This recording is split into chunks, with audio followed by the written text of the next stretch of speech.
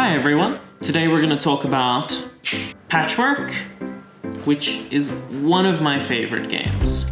Patchwork is a two-player game by, sorry I'm going to butcher the pronunciation here, Uwe Rosenberg, published by Lookout Games, and it is fantastic. Let me explain a bit about it. Props. In Patchwork, you're building a beautiful quilt, kind of like Calico, except totally different, where we're going to be placing these like Tetris-like pieces onto boards in front of us, stitching them in, once they're placed, they're set, and trying to fill as much space as possible. And there are two crucial aspects to this game. There's sort of the time aspect, how long does it take you to stitch in this piece, and there is a limited time in the game. You go all around this board, and once you hit the middle, you're out of time, and you'll be balancing time with buttons, where buttons are sort of the money of the game. The buttons look like this, they're very cute, and they'll be how you afford to buy these different pieces to sew into your patchwork. So it is very important to keep on these two aspects, time and money.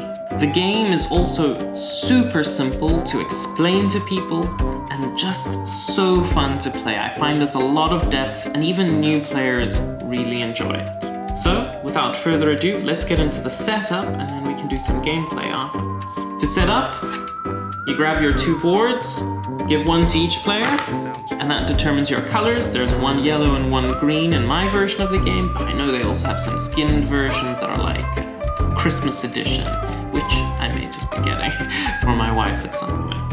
You take your two tokens, you're going to place them on the time board at the beginning of the time board. The rule for the first player is whoever has most recently used a needle. Very in theme. Then you're going to assign each player 5 buttons to begin with. You're going to take all of the pieces and you're going to randomly place them in a big circle around your table, going around the time board so that it's accessible. You're going to take the first player token and you're going to put it just in front of the 2 piece. There's only one piece that's 2 tiles long. And it looks like this. So this will be sort of the last accessible piece in the game. And I'll explain that in a moment. You're gonna grab the 5 leather patches and you're gonna put them on the board in the appropriate spaces. And now you're ready to begin. Now the game is actually very simple to play. There are only 2 possible things you can do on your turn. You get to either buy a piece or you can pass and gain some income. To buy a piece, you look to the little person token we have around the board and you look at the 3 pieces in front of it, going clockwise. And if you can afford any of them with buttons, you can choose to spend those buttons, grab the piece, move the player token to where that piece was, place it onto your board in some orientation, and then move your time token ahead as many spaces as it says. Each piece has 2 costs on it. There is the button cost and the time cost. So this piece here costs 7 buttons and 1 time to play. You can place these pieces anywhere on your board as long as they fit in the board, but once you have placed it for real, it is stuck there. That is it. Till the end of the game, you can't move it because you've stitched it in. Some of these pieces also have buttons drawn onto them in pictures. So this one has 1 big button in the middle here, and these contribute to your button income over the game. As you play the game and your piece moves around this time board, there are different things that will happen. As you cross these buttons on the board, you will gain income equal to the number of buttons that you have on the pieces on your quilt. And sometimes you may pass these leather patches. And when you do, you immediately take it and place it somewhere on your board. So those little holes that you might leave aren't the worst thing in the world if you can get a leather patch just to fill it up. Then there's the second action. Instead of buying a piece, what you can do is you can just pass. And you move as many spaces as required until you are 1 ahead of your opponent's piece. And for the number of spaces you've moved, you will gain that many buttons. So if you had to move 3 spaces, you will gain 3 buttons. You also gain any button income you would as you cross over the button income tiles. One interesting rule about this game is that it thinks deeply about time. So the further back you are on this board, the less time you've spent, which means further back in time you are, per se. So that player who is at the back always gets to play next. That means you could take multiple turns, one after the other, as long as the pieces you're buying take little amounts of time so that you end up behind your opponent. If you ever happen to land right on top of them, you still get to go again. So, you play the game in this fashion, moving the piece forward, buying pieces, passing as necessary to earn buttons, and getting your button income, until you get to the very end of the game. Now there is one last thing you need to think about, and that is this. This is a little special bonus tile. If you happen to be the first person to fill a 7x7 square on your board, and these boards are 9x9, so you have a couple different sort of locations you can do it, you get this, which is just worth a bonus 7 points at the end of the game. Now, let's talk about scoring. How do we get a score at the end of this to determine who made the best quilt? Well, you'll have some number of buttons that you still have remaining in sort of your back pocket. You may have the bonus tile. And finally, you have a quilt in which you will have covered some amount of space. And the aim of the game is to make as big and beautiful a quilt as possible. So you want to cover the most space. Now, for points, that means every leftover tile on your board takes away 2 points from your score. So cover up those spaces as much as possible. Now, you're probably not gonna finish this. I think I've only filled up the whole board exactly once in all my plays, but you can get kind of close. And part of the strategy is placing your tiles so that you'll have space still at the end of the game to buy more to fill in as much as possible. That does it for setup and rules. Next, let's do a playthrough. Okay, here we have the game set up. I've got the green board, my partner's got the yellow board.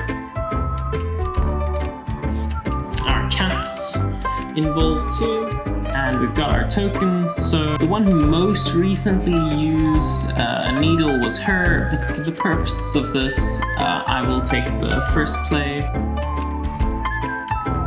just to explain a bit better. So, as I said before, we gotta look at the first 3 pieces after this, and we set up with them just after the 2 tile. And now these are our potential choices to add to our board.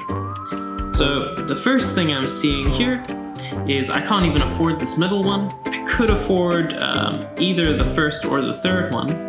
And in this case, it's going to take a lot of time, but I might prioritize this piece early game because it gives me 2 button income, which will be valuable. So that's what I'm going to do. I'm going to take this piece, move it, in this case, to the same spot, pay my 4 buttons, place this piece onto my board. So I think this one fits really nicely into the corner, and I'm just going to put it there.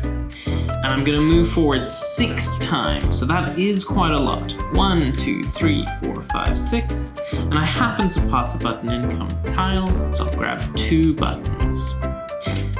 And now, since my wife is further back in time, she gets to make the next play.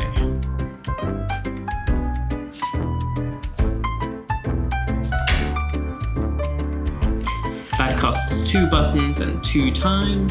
She has placed it onto her board, so she is now further back in time and can make another play looking at these 3 pieces. She buys her second piece, costs 3 buttons and 2 time, and she moves forward.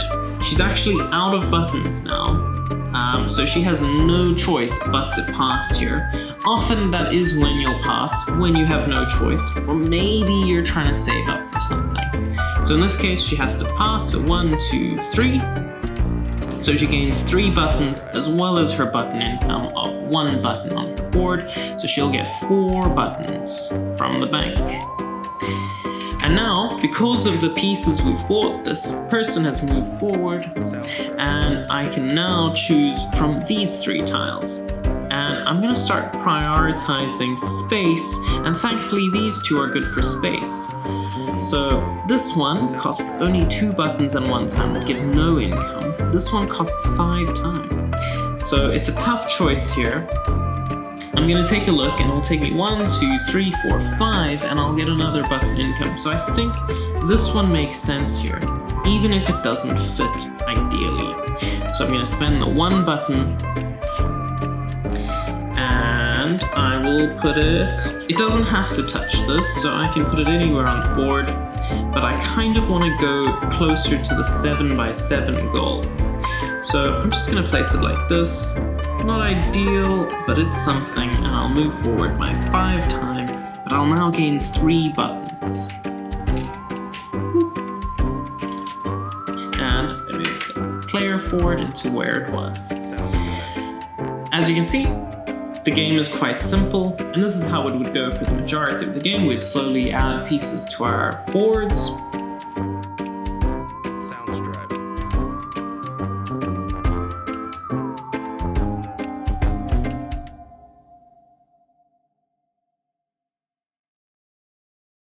Now, we're getting close to the first patch of the game right over here, and it's between these 2 squares, so if you happen to take the time to cross over that boundary, you immediately get the patch to place onto your board.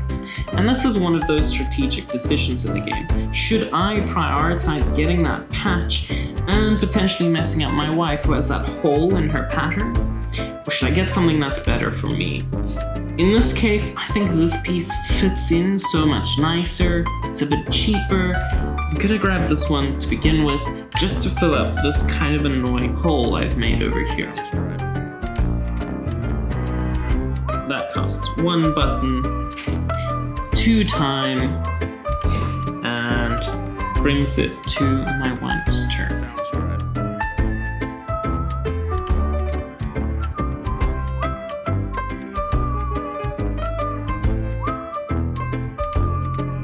And there you see, she immediately gets the patch and places it onto her board.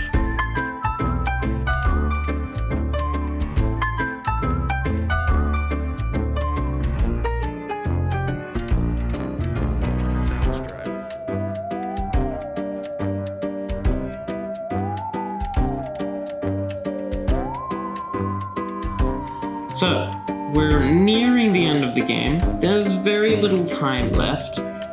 And I would like to complete the 7 by 7 if possible, and I'm actually only missing 1 square to completing a possible 7 by 7.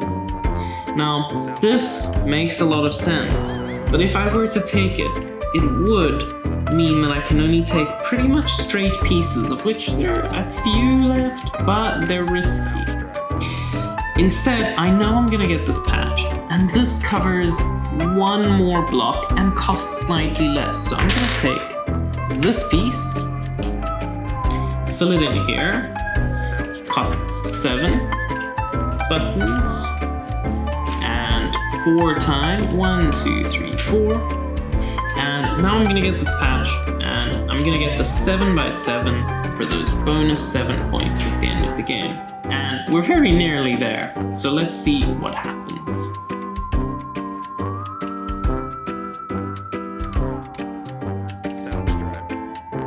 So my wife just took the only 2 pieces I could have possibly played into my board, which is a bit sad. So I might have to pass from here. I'm just taking a look. Yeah, nothing else will fit in here. So let's reach the end of the game. I'm quite happy with how much I managed to fill in, though this was just an example game and we weren't playing so seriously. So my wife just crossed the border into the middle. Her time is up. She gets 1 final button income. How much will that be? 14 buttons. And I have no choice but to pass, so I move 1 square. I gain 1 button and my button income, which is actually quite hefty. 17 buttons if I count correctly, which adds up to quite a lot down here. And now we're gonna do the end of game scoring. So for the end of game scoring, we're gonna look at the amount of buttons we have left and the number of spaces we have open on our board. So for my wife, she has 14 buttons, but at the same time, her slightly messy board also has 1, 2, 3, 4, 5, 6, 7, 8, 9, 10, 11 open squares, and we lose 2 points per open square, so that's 22 points taken off. So she ends up with a negative score of 8. Negative 8. Then we'll take a look at my one. I have quite a few buttons. That's 30 buttons, 35, 40, 42, plus a bonus 7, 49, and I left out 3 squares, so I lose 6 points, bringing me down to 43. So that's how this example game turned out. We were just sort of playing to get through it, but there's a lot of depth to this really fantastic game. I hope you check it out and enjoy.